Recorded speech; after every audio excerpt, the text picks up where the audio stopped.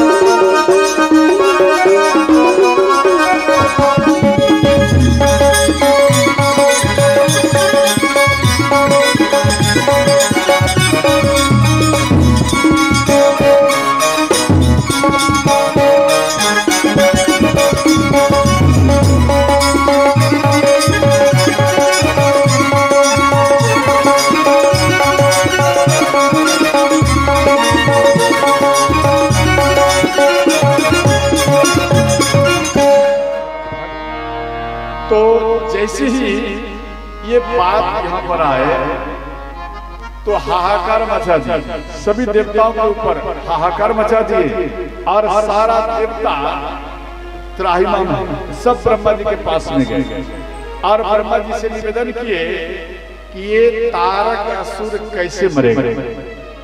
तो ब्रह्मा जी बोले देखो, जब तक भगवान शिव और माँ पार्वती का विवाह नहीं होगा तो इनके मिश्रण से जो बालक प्रकट होगा उसी से इसका मृत्यु होगा, अगर नहीं होगा तो ये कभी मर ही नहीं सकते। इसलिए सब देवता मिलकर भगवान शिव का समाधि को तोड़ो। तो सारा देवता मन में सोचे कैसे टूटेगा, तो अंत में कामदेव को तैयार किया, कामदेव को तैयार किए और कामदेव आए। कामदेव 5 बाण चलाए, 5 बाण। प्रथम है मनोज, जो मन से चलता है, और सुमरन, 5 बाण है मनोज, प्रथम हुआ जो मन से चलता है। और इसके बाद है सुमरन, आप जिनको सुमर लिया, समझ गए, और काम, आप मानो किसी स्त्री को सुमर लिया, आपका मन उसी के पास में जाएगा और काम आपको सताएगा। ध्यान रखना। और इसके बाद दिया गया जिस स्त्री को याद किया, ध्यान रखना, आप उनको याद करेंगे और हुआ अंत में है मां, मन कामदेव आप ही के ऊपर बाण मारेंगे और आप घायल होकर गिर जाएंगे। 5 प्रकार का बाण भगवान शिव के हृदय में मारे। ध्यान देना। पहले तो नृत्य किए और अपना प्रभाव मन काम ज्यादा प्रभाव बढ़ाए, तो साधु संतों का ब्रह्मचर्य टूट गया। वो साधु संत त्राहि नाम भोलेनाथ को बार बार याद किया, और जैसे ही बार बार याद किया तो भोलेनाथ, ध्यान देना, इन साधु संतों के पुकार को सुनकर ये 5 जो बाण कामदेव मारे पुष्प का हृदय में जो लगा, इससे भगवान शिव का समाधि नहीं टूटा। संतों की पुकार को भगवान शिव सुनकर स्वतः ही अपने समाधि को ही तोड़ दिए। और अंत में इतने में बाण हृदय में लग गया, भगवान शिव को क्रोध आया और कामदेव आम के वृक्ष के ऊपर में पत्ते के पीछे में छुप गए, छोटा रूप बना कर। अब जब छुप गए, भगवान शिव मन में सोचे भाई कामदेव मेरे ऊपर बाण चला कहां भाग गया, तो इनके ऊपर क्रोध आया। ध्यान देना। अब क्रोध आया और जैसे ही आम के पल्लव को देखे और कामदेव छुपता है और क्रोध प्रकट होता है, तो भगवान भोलेनाथ तीसरा नेत्र को प्रकट किया।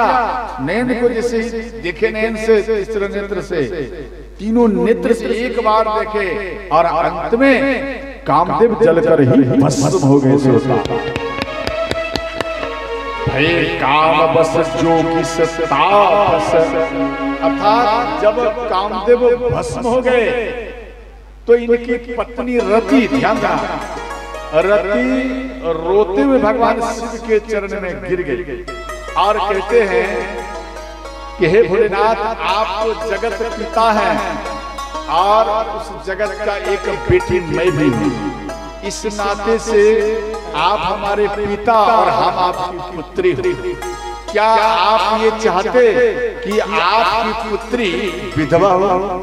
बोलो सच्चे दरबार की जय हो।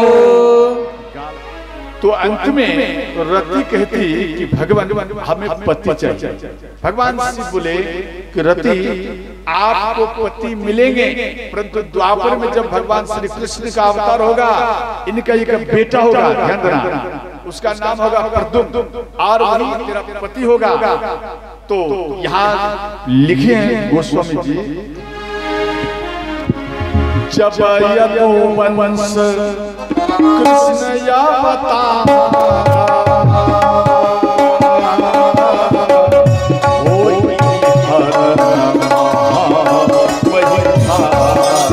राम सिया राम जय जय राम, राम सिया राम जय जय राम। कृष्ण कन्हैया होई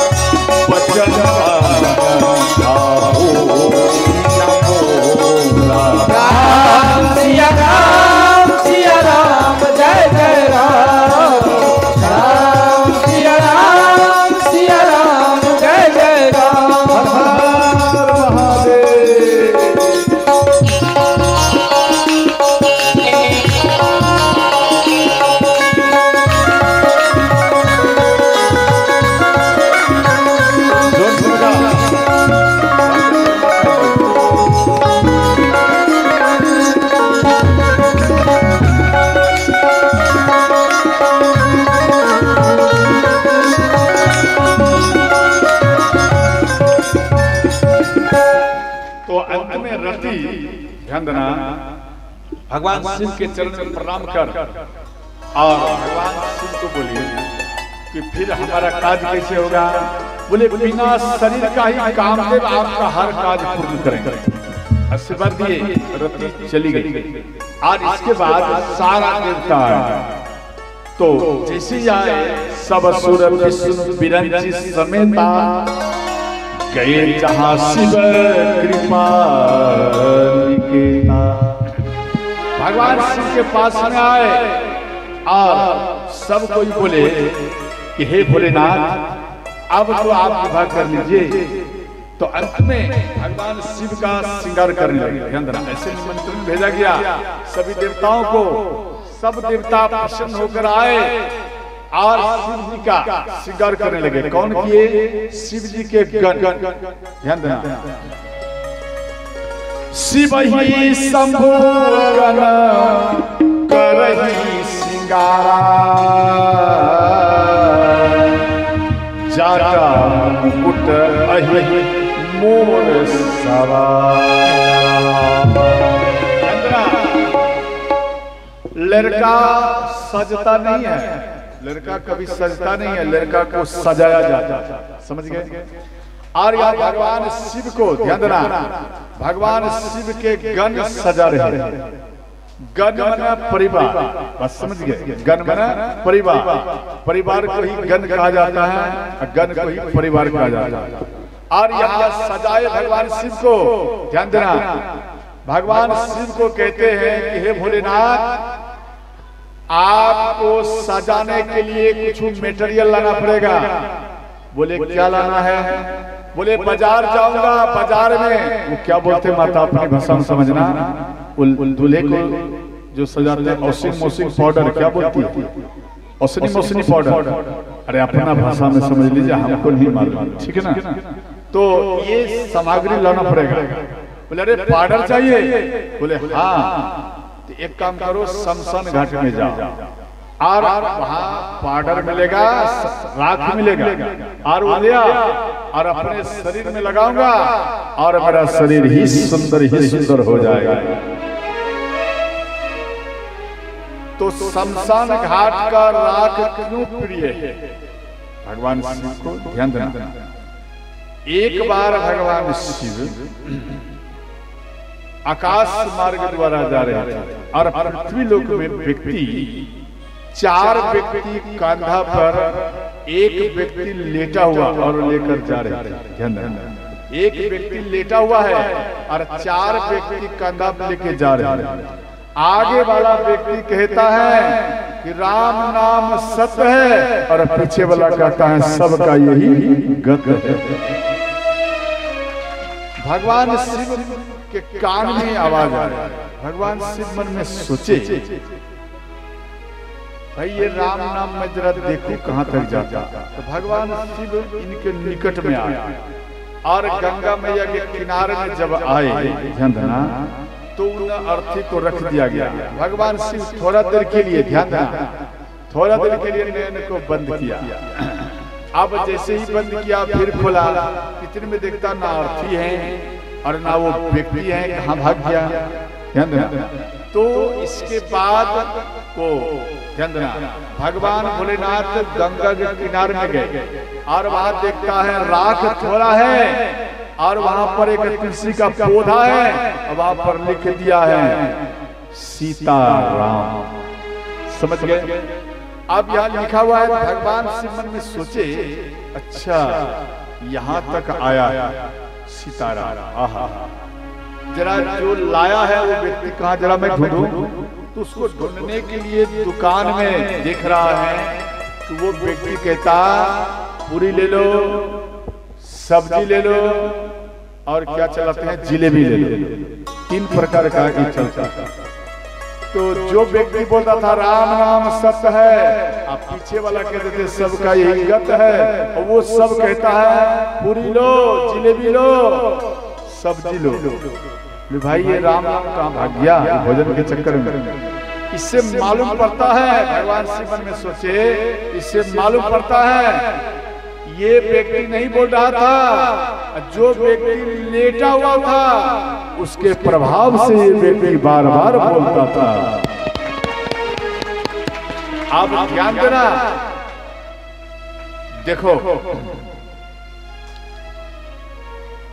पुरी क्यों चलाया जाता, पुरी को क्यों चलाया जाता, इसलिए घाट में चला जाता। पुरी कहता है बेटा खा लो जी भर के खा, इतना खा कि कुछ ही दिन में तेरा भी समय पूरने वाला है, इसलिए मेरा नाम पुरी है, खाओ जी भर के। और जिलेबी कहता जरा देख मेरा आकार, मेरा जरा आकार देख, ये आकार मेरा देख। और जिस जगह में एक व्यक्ति को फाइनल करके जा रहा है वो जरा जगह को भी देख ले कितना सुंदर है, जरा हो चले बने तो सफाई कर लो, और इन जगह को जरा देख लो और मेरा आकार को जरा मिला लेना। इसी प्रकार जाओ और घूम फिर कर फिर इसी जगह में आपको भी जलना पड़ेगा और मुझे खा लो, इसलिए मेरा नाम जिलेबी पड़ा है। और मुझे खाओगे तो मिठास मिलेगा, और आप जब अपने काम काज नगर में घूमोगे तो आनंद मिलेगा। मिठास को ही तो आनंद कहा जाता है, मिठास मिलेगा, आनंद मिलेगा, और अंत में तेरा यही गति होगा, इसलिए तो मेरा नाम जिलेबी है।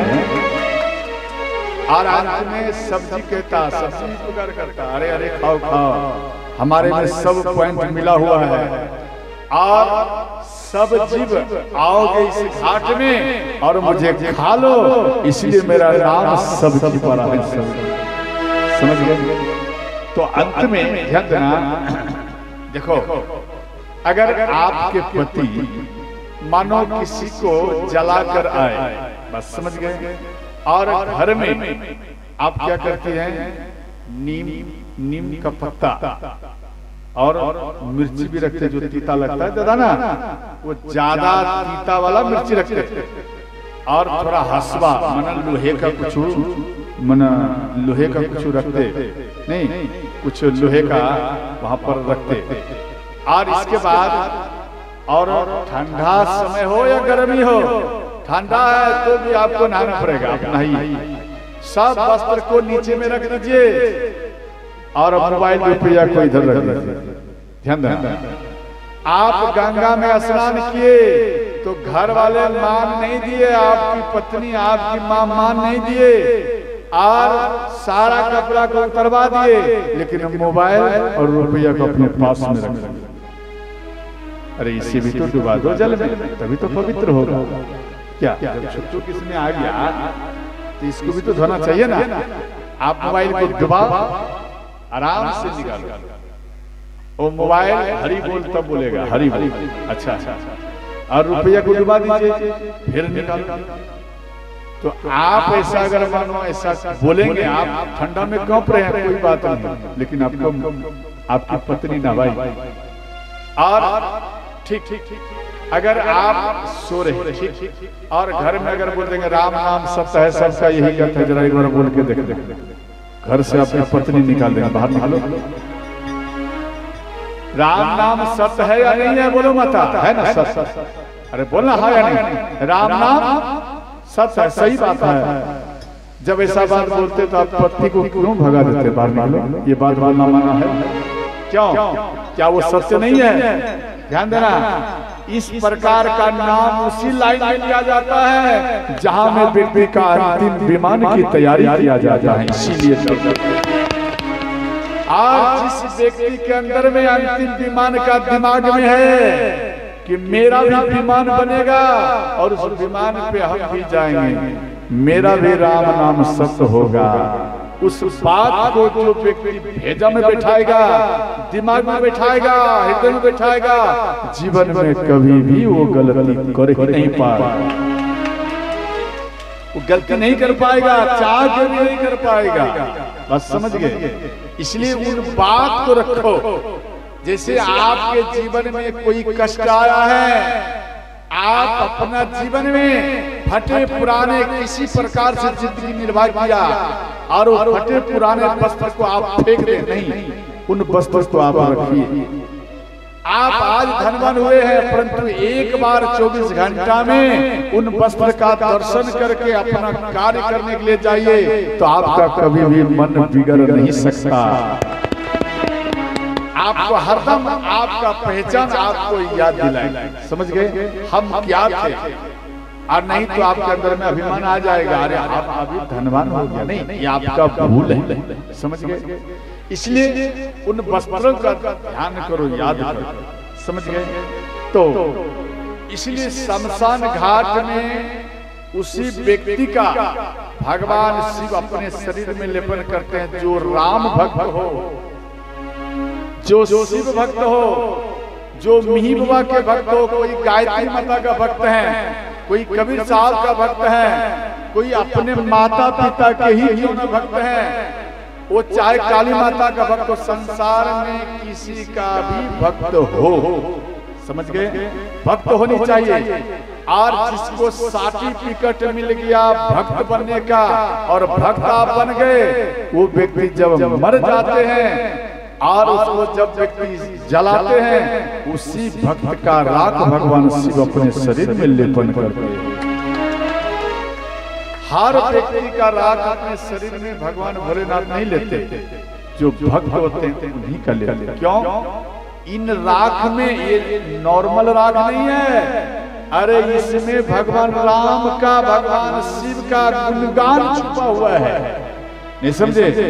राम का गुण छुपा हुआ है, गुणगान छुपा हुआ है, नाम छुपा हुआ है, इस नाम को अपने शरीर में चिपका लेते हैं भगवान भोलेनाथ, समझ गए। इसलिए राग भगवान शिव को ज्यादा प्रिय है। और इसके बाद ध्यान देना, बोले शिव जी के गण बोले कि जब बाराती चलेगा उसके लिए ठंडा पानी चाहिए, पानी।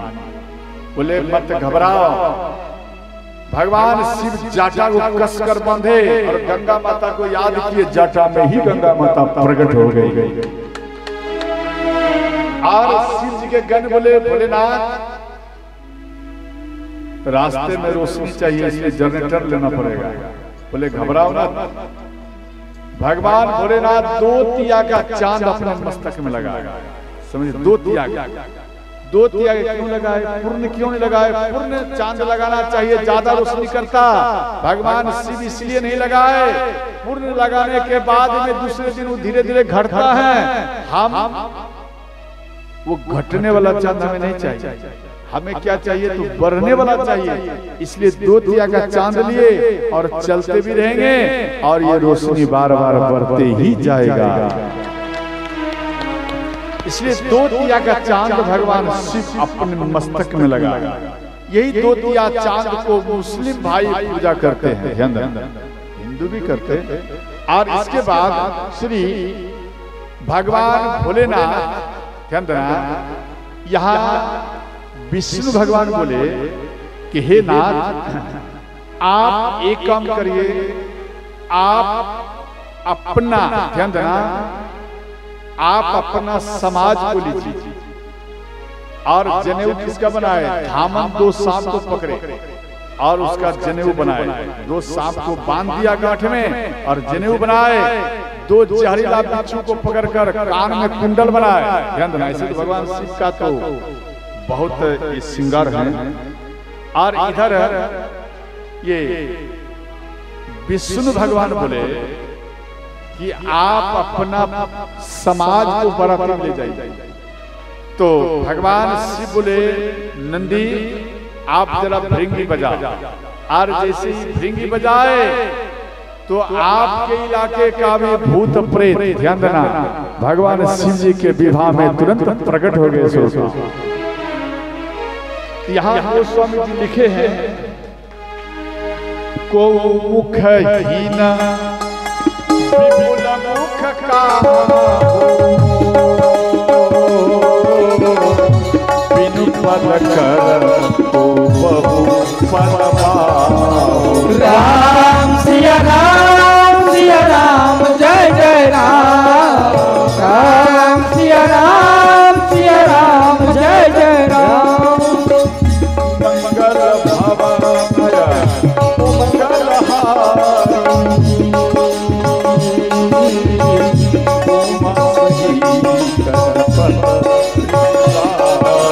राम सिया राम जय जय राम।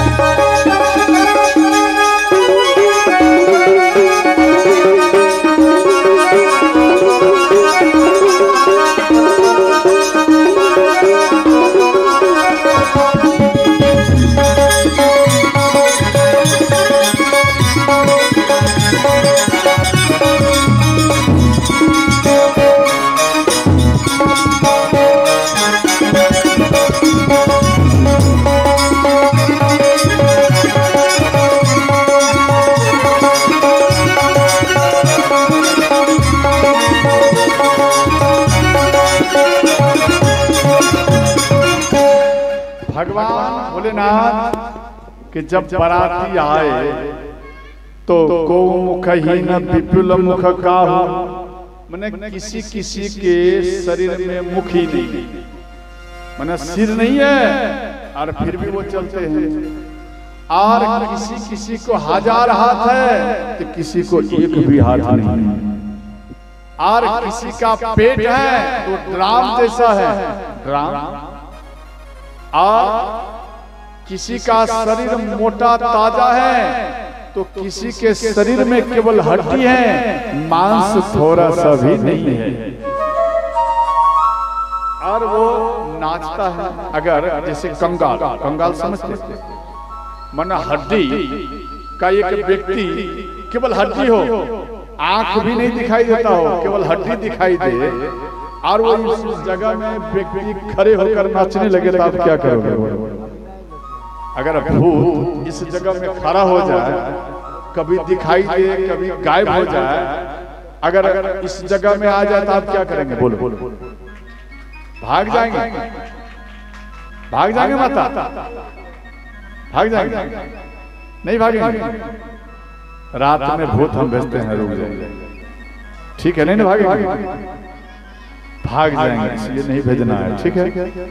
तो भूत मानो खड़ा हो जाए और देवताएं के जितना बच्चे थे उसका टांग पकड़कर ऊपर में लेके चले जाए और छोड़ दे, बच्चा गिर जाए तो बार बार वो डर जाए और वहां खलबली मच गया तो विष्णु भगवान बोले ये तो गड़बड़ हो रहा है। विष्णु भगवान अब यहाँ फैसला ले रहे हैं। विष्णु कहा अस बिहसी तब बोल सकल ऋषिराज, बिलग बिलग होई चलहु सब निज निज सहित समाज। बिलग बिलग अर्थात अलग अलग, बात को समझ गए? मना अपना अपना पराती को, अपना अपना समाज को सब देवता अलग अलग बांट लीजिए और अलग अलग लेकर चलिए। तो यहाँ अलग अलग लेकर, ध्यान देना, यहाँ सब अलग अलग हुए और विष्णु भगवान यहाँ आसन पर। भाई अजब है भोलेनाथ का ये दरबार, अजब है भोलेनाथ दरबार तुम्हारा, दरबार तुम्हारा। अजब है भोलेनाथ दरबार तुम्हारा, दरबार तुम्हारा। भूत प्रेत करे चकारे, भूत प्रेत नित करे चकारे, सबका यहाँ पुजारा। अजब है भोलेनाथ दरबार तुम्हारा, दरबार तुम्हारा। अजब है भोलेनाथ दरबार तुम्हारा, दरबार तुम्हारा। हर हर महादेव।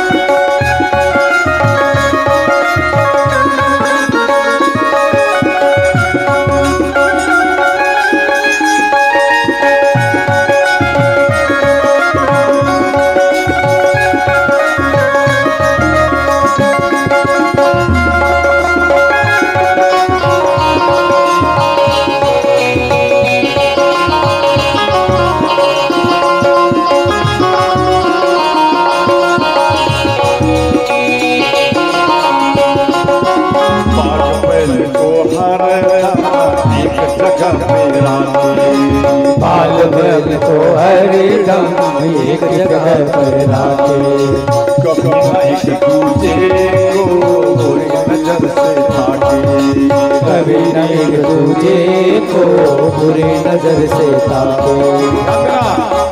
बाघ और बैल क्या एक जगह रहेगा? तो नहीं रहेगा। बाघ बैल को खा जाएगा, परंतु भगवान शिव के दरबार में दोनों प्रेम से रहते हैं। कहीं और नहीं देखा, कहीं और नहीं देखा हमने ऐसा गजब नजारा। अजब है भोलेनाथ दरबार तुम्हारा, दरबार तुम्हारा। अजब है भोलेनाथ ये दरबार तुम्हारा, दरबार तुम्हारा।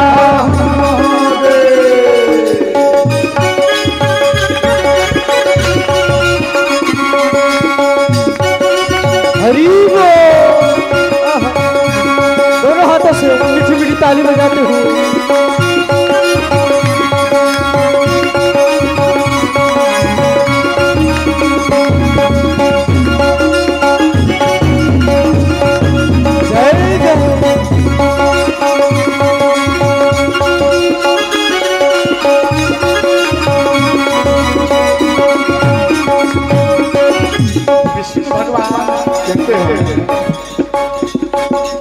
गणपति राखे चूहा कभी सर्प नहीं छुआ, गणपति राखे चूहा कभी सर्प नहीं छुआ। भोले सर्प लटकाए कार्तिक मोर नचाए, भोले सर्प लटकाए कार्तिक मोर लटकाए।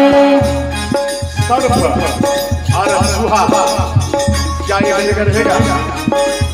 चूहा आ जाएगा या तो सर्प उसको खा जाएगा। और सर्प और मोर मयूर ये एक जगह नहीं रहेगा, परंतु भगवान शिव के दरबार में ऐसे सब में भी प्रेम है। आप समझ गए? भगवान शिव कहते हैं बोले ना,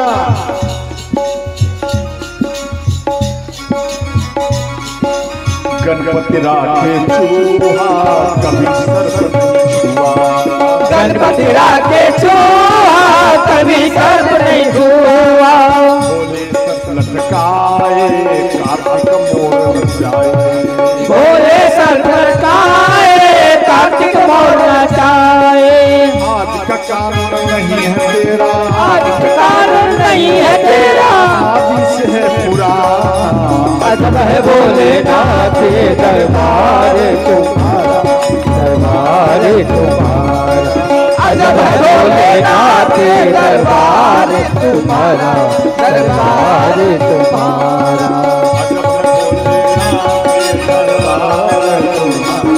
दरबार तुम्हारा। अजब है भोलेनाथ दरबार तुम्हारा, दरबार तुम्हारा। अजब है भोलेनाथ दरबार तुम्हारा, दरबार तुम्हारा। बोलो शंकर भगवान की जय।